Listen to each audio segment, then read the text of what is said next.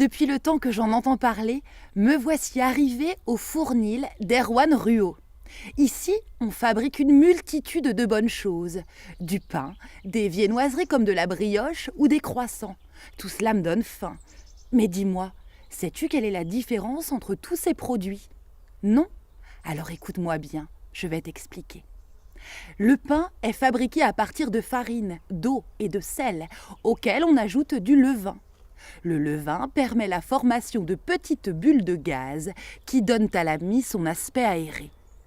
La viennoiserie est fabriquée quasiment comme le pain, mais certains ingrédients ajoutés en plus lui donnent un caractère plus gras ou plus sucré.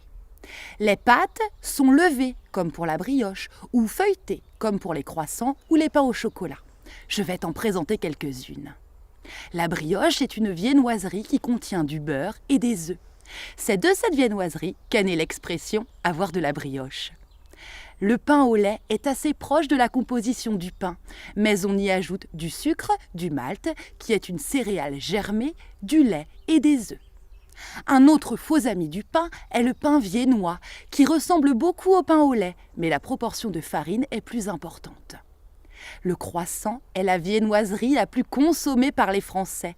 Sa pâte est de type feuilleté, mais on rajoute en plus du beurre et de la levure. Le terme viennoiserie provient de la ville de Vienne, en Autriche, car un riche viennois aurait introduit tous ces produits en France. Quelle bonne idée!